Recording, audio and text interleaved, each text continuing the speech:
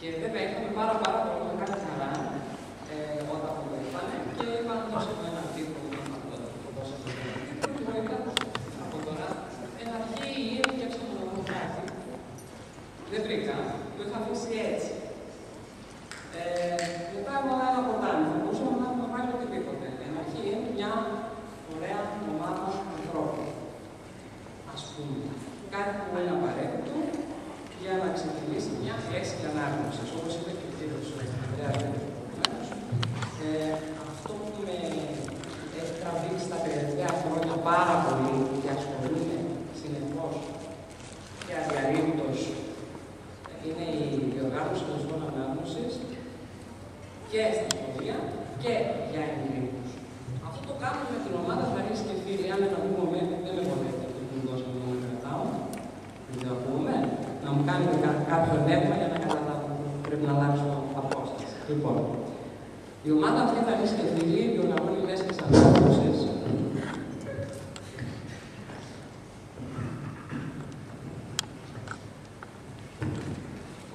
Καλησπέρα. Ωραία, ευχαριστώ. Και μπορείτε να βρείτε στοιχεία, πληροφορίες, στο site του Διεύθυνση να φύγει να γράψετε απλά στο Google Χαρίς και Φίλοι. Σήμερα, με την ευκαιρία που βρίσκεται εδώ, θα σας πω λίγα λόγια για το τι κάνουμε εμείς σε μια μέση ανάγνωσης, σαν και αυτή που κάναμε στην αρχή του Αυγούστου σε ένα άλλο καλοκαιρινό σχολείο, με το βιβλίο του Τέφτη Μιχαηλίδη, Μέσω γύρω του Φεγγαριού. Με αφορμή αυτό το βιβλίο που πιθανόν κάποιοι να το έχετε διαβάσει, θα πούμε μερικά πράγματα που έχουν σχέση και με την αρχή και με το μετά. Και όλα αυτά έχουν σχέση με τους αριθμούς, οι οποίοι αριθμοί έρχονται να απαντήσουν στο ερώτημα πόσα. Το πρώτο ερώτημα που θέτουμε ξεκινώντας οποιαδήποτε μεταξύ μας επικοινωνία ή από τα πρώτα ερωτήματα είναι το πόσα. Είναι ένα βασικό ερώτημα και σε αυτό το ερώτημα η αρρύθμιση και οι αριθμοί στοχεύουν να δώσουν απάντηση. Είναι ένα ερώτημα που κατά τον Κλάουσον είναι βαθιά θαμμένο στην ανθρώπινη φύση μας. Πόσο βαθιά είναι θαμμένο? Είναι η αρρύθμιση δηλαδή τόσο σημαντική για τους ανθρώπους, ώστε να αποτελεί τμήμα της γενετικής κληρονομιάς μας, που κουβαλάμε μέσα στο γονίδιό μας? Αυτό είναι πάρα πολύ δύσκολο ερώτημα. Δεν θα μπορέσω να απαντήσω εγώ σε αυτό, ακόμα γίνονται έρευνες, αλλά το βέβαιο είναι πως η γραφή και η μέτρηση, η αρρύθμιση δηλαδή, δεν γεννήθηκαν ξαφνικά και αυθόρμητα. Υπήρξε μια ιστορική περίοδος επόασης. Τι σημαίνει αυτό? Αυτό θα κοιτάξουμε λίγο, πώς ξεκίνησε, τι ήταν στην αρχή και πού ξεκίνησε αυτή η διαδικασία της αρρύθμισης. Θα ήθελα λίγο να δείτε εδώ την εικόνα προσεκτικά. Καταλαβαίνετε τι γίνεται?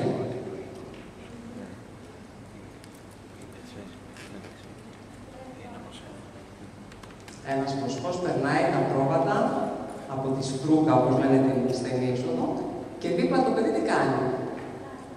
Μετράει πώς? Μετράει 1, 2, 3, βάζει λιθάρια μέσα σε ένα δοχείο, σε ένα σακούλι που κρατάει. Δηλαδή τι κάνει? Σε κάθε πρόβατο αντιστοιχίζει ένα τετραδάκι. Κάνει αυτό που στα μαθηματικά λέμε αντιστοιχεία 1 προς 1. Έτσι ξεκίνησε η μέτρηση και η αρρύθμιση, με την αντιστοιχεία 1 προς 1. Και αυτό φαίνεται και από λέξεις που χρησιμοποιούμε ακόμη και σήμερα. Χρησιμοποιούσαν δηλαδή τετραδάκια ή κλαδάκια ή και τα δάχτυλα.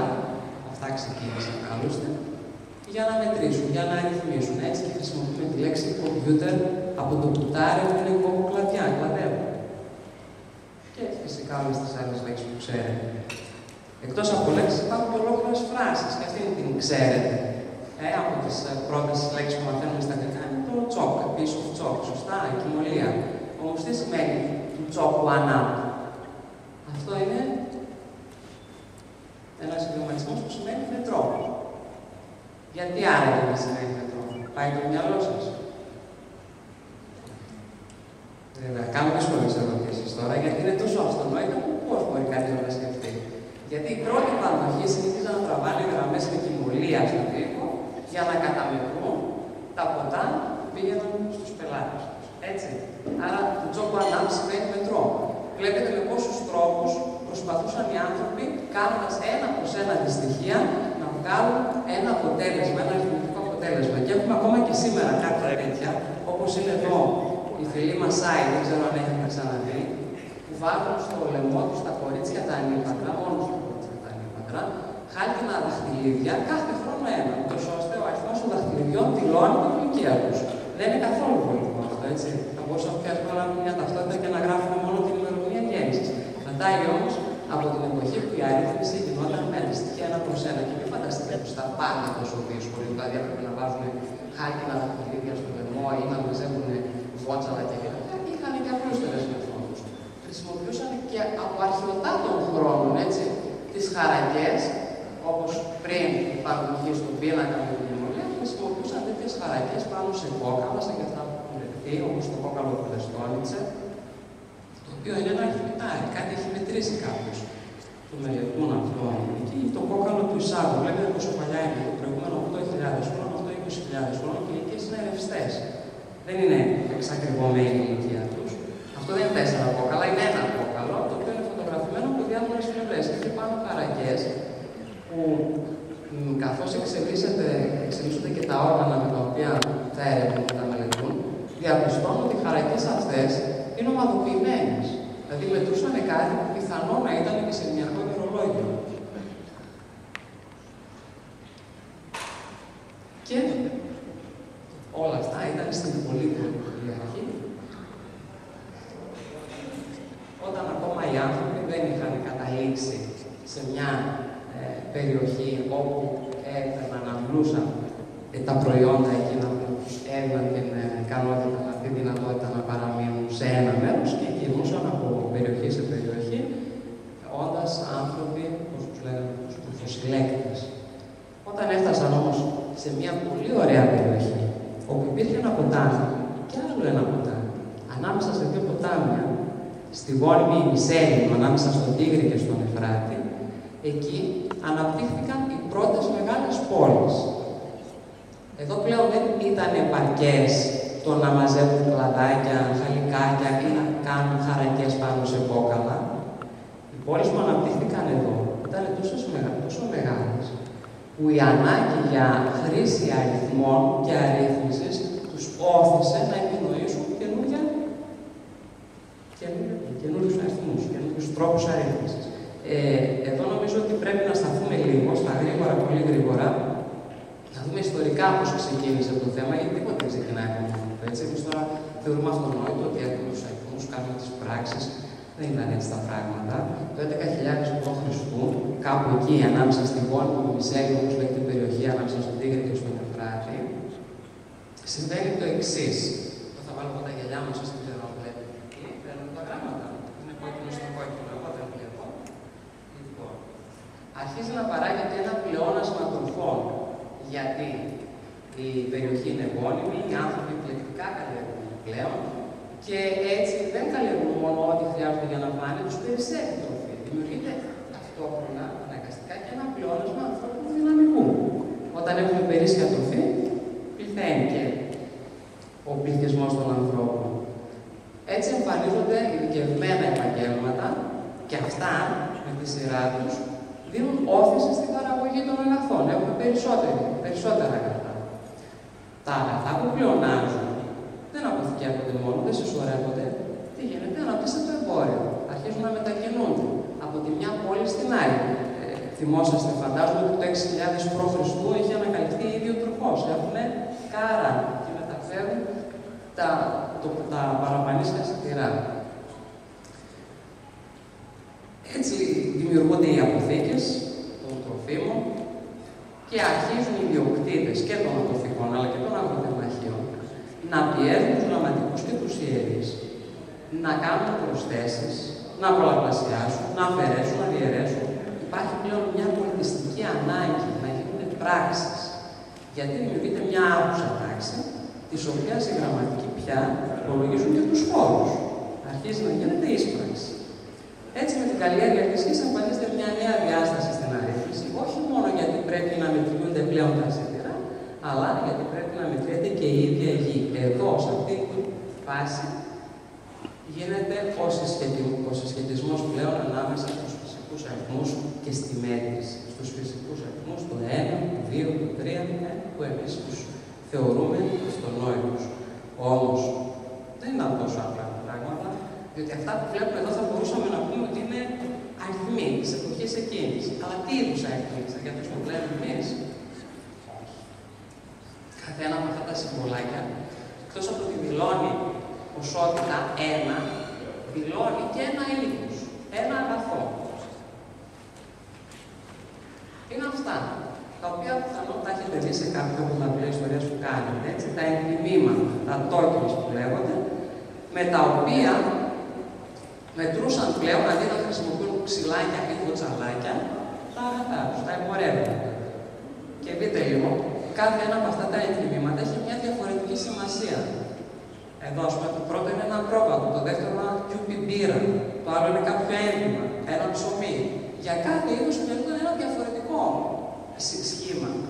Περίεργο, είναι πάρα πολύ περίεργο, αλλά κάπως έπρεπε να ξεκινήσουν. Στην αρχή, λοιπόν, χρησιμοποίησαν αυτά, τα οποία ενθυμήματα, που ήταν μικρά πύληνα με τέτοια διάφορα σχήματα που αντιστοιχούσαν επίσης ένα προς ένα αντιστοιχεία, βλέπετε, στα εμπορεύματα, τα έβαζαν μέσα σε μεγάλες πύληνες μπάλες, στους φακέλους και τα είχαν τα εμπορεύματα, είτε τα συνόδευαν τα εμπορεύματα, ήταν κάτι σαν τιμολόγια της σημερινής εποχής, ή έμεναν στις αποθήκες, στα ράφια για να μπορούν κάθε φορά να ελέγξουν τι έχουν αποθηκευμένο. Βλέπετε τη μεγάλη μπάλα με τα ενθυμήματα που είχε μέσα, η οποία όμως, προσέξτε τώρα, εδώ έχουμε μια αφαίρεση. Αρχίζει και οριμάζει η ιδέα της αρρύθμισης και της χρήσης του μέσου. Η μπάλα αυτή, ο φάκελος από τη τεράστια σπρογγυλή που είδα, γίνεται πλέον επίπεδη. Και τα ενθυμήματα, αντί να τις συνοδεύουν, να είναι μέσα σε αυτήν, γίνονται απολυθώματα. Τα πιέζουν πάνω στην πύληνη πλάκα πλέον και αφήνουν εκεί ένα αποτύπωμα. Έτσι προκύπτει η πικτογράμματη γραφή. Η γραφή και η αρρύθμιση ταυτόχρονα ξεπήδησαν, ταυτόχρονα εμφανίστηκαν. Οι ανάγκες δηλαδή όθησαν στη δημιουργία ταυτόχρονα γραφής και αρρύθμισης. Παρατηρήστε λίγο εδώ τις πλάκες. Βλέπετε πόσο πηχτά, πόσο παχιά είναι πάνω. Τα σήματα που έχουν. Είναι ολόκληρο το ενδύμημα. Δείτε όμως πώς εξελίσσεται στη συνέχεια.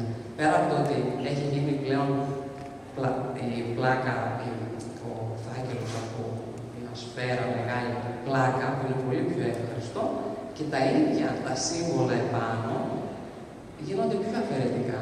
Από μεγάλες βαθιά σημάδια γίνονται λεπτές γραμμές. Αρχίζει και εξελίσσεται δηλαδή το πράγμα. Και αυτό εδώ είναι ένας λογαριασμός με αγροτικά προϊόντα, όπως βλέπετε, το οποίο είναι και πολύ όμορφο. Θα μπορούσε να είναι πίνακας. Και όσο πάει εξελίσσεται. Αυτό είναι ένα από τα πιο όμορφα που έχει βρεθεί και είναι η παλιότερη καταγραφή μουσικών οργάνων. Είχαν αρχίσει δηλαδή να εξελίσσονται σε βαθμό που είχαν και όργανα, γιατί όταν φάμε, όταν πιούμε, μετά πρέπει και να χορέψουμε. Και είχαν οδεία, και αυτό είναι ένα πάρα πολύ όμορφο επίσης έντρημα, το οποίο είναι ένα πτυχίο από οδείο. Γράφει πάνω, έτσι πως το έχουν διαβάσει, ο Εμπέη του, ο γιος του Αντάντα Λαμασί, δεν βλέπω χωρίς γυαλιά, έκατσε με τον Ισηρή για να μάθει μουσική και είναι από την Βαβυλώνα 1900-1700 π.Χ. Έχουμε μια εξέλιξη. Και αφού είχαν και μουσική, φυσικά είχαν και αριθμούς. Τι σύστημα είχαν στην Βαβυλώνα, ξέρετε? Το 60 σύστημα αρρύθμισης. Η βάση του ήταν το 60. Χρησιμοποιούσαν μόνο δύο συμβολάκια. Το καρφί, 1, 2, βλέπετε και στη σειρά,